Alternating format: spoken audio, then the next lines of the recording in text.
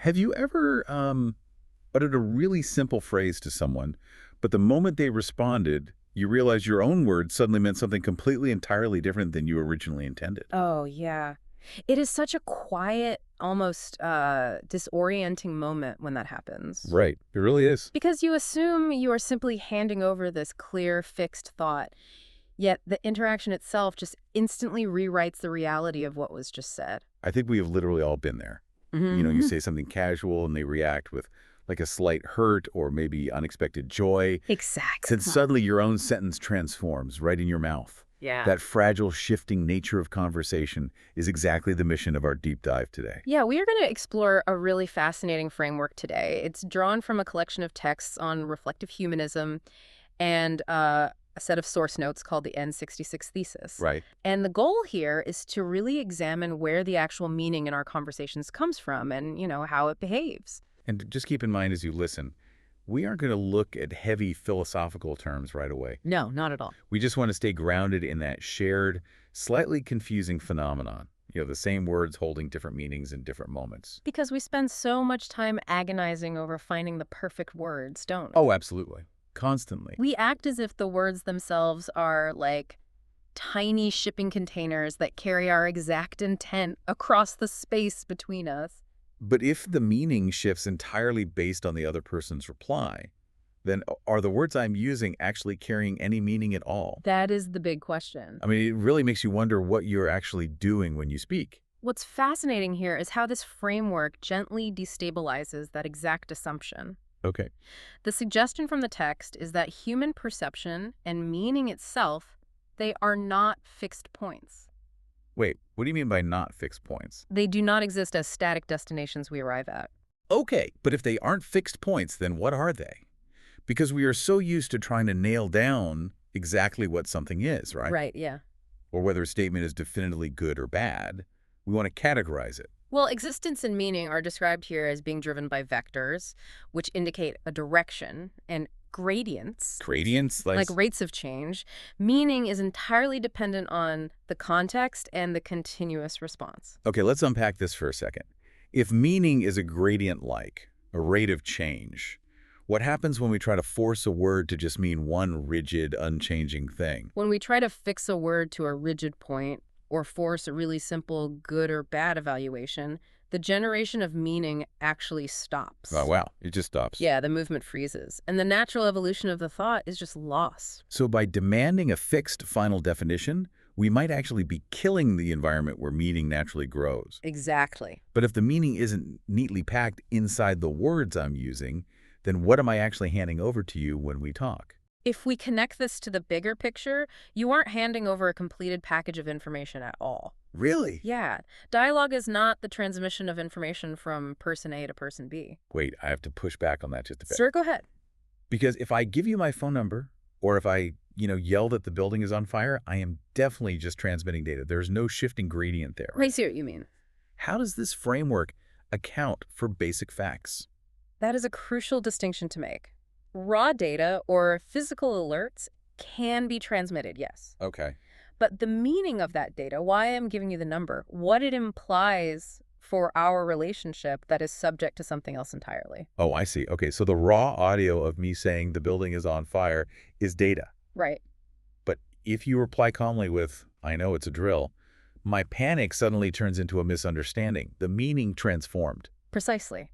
The dialogue is a recursive process of transformation. A recursive process. Yeah, the loop is broken down into 3 parts in the texts: utterance, response, and reinterpretation. Okay. One single utterance is inherently incomplete on its own. So my initial statement is just hanging there in the air, unfinished and undefined, until you say something back to me. It is only through your response that the meaning starts to approach any kind of form. Right. But even then, that form is not permanent. The very next thing you say shakes that meaning up all over again. So instead of a conversation being like passing a physical letter back and forth across the table, Mm-hmm. it's more like a spiral, like where every time we circle back to what was said, The angle has slightly changed. That is a very helpful way to visualize it. In fact, this is explicitly referred to as spiral interference in the source material. Spiral interference. Yes. When we interact, we create an interference pattern that continuously updates our assumptions. Spiral interference. Yeah. It sounds almost architectural, like we are building something invisible together simply by the act of replying to one another. Yes. And with each turn of that spiral, the abstraction gets pushed slightly higher. Yeah, we are not just repeating the same information. The interaction itself is transforming the meaning layer by layer. Here's where it gets really interesting for you listening, though. Mm-hmm. Let's pause and really think about the mechanics of that spiral. Okay.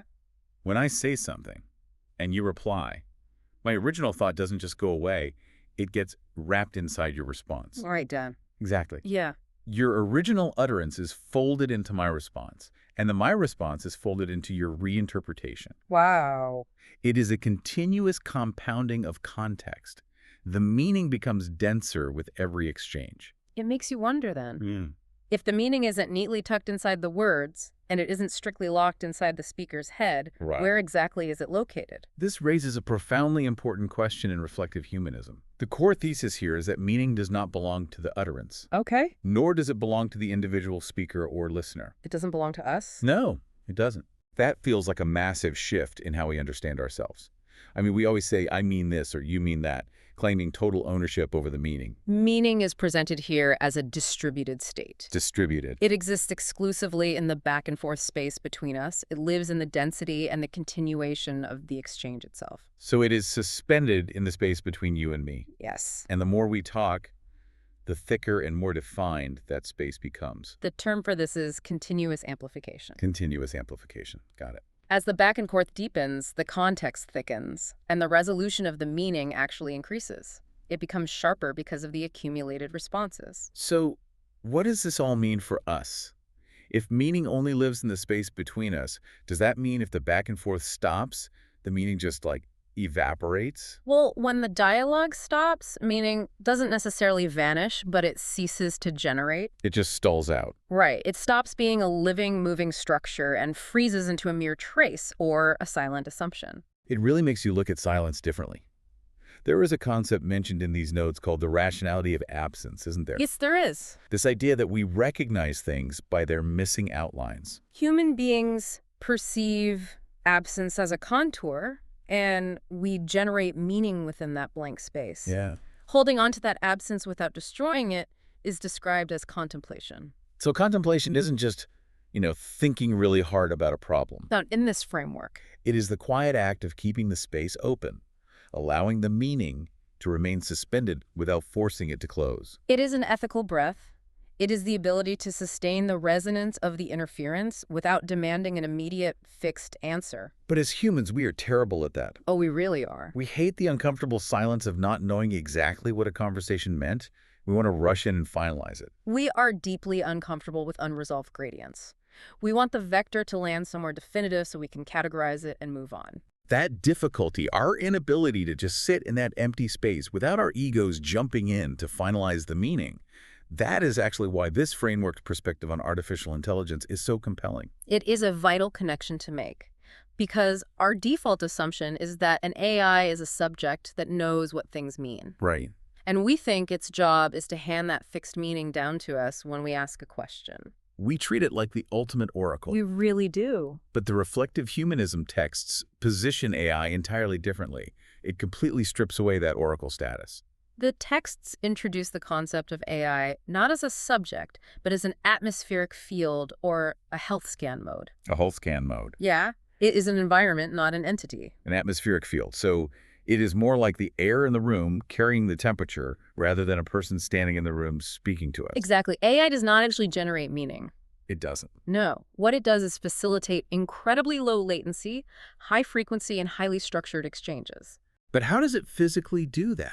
Yep. If it isn't generating meaning, what exactly is happening when I have a deeply profound conversation with a language model? Think about how a large language model actually functions structurally. Okay. It is a sophisticated prediction engine, mathematically guessing the next word based on the context you provide it. So because it is just predicting the next word based on my input, It has no choice but to mirror the exact assumptions, biases, and blind spots I baked into my initial prompt. Yes, it is a mathematical mirror. It speeds up the back and forth. It speeds up the spiral. Yes. It takes that recursive structure we were just talking about, that spiral, and makes it highly visible to us because it responds so instantly. And because it responds so well and so quickly, it creates a powerful illusion for us. It does. We assume the AI holds the meaning, but it is merely increasing the density of the exchange where meaning temporarily arises. It reflects our own cognitive state back to us without imposing its own historical gravity. Right. It creates what the notes call spare capacity for the human user. Spare capacity. That is a fascinating idea. It really is. It creates a blank space for human observation.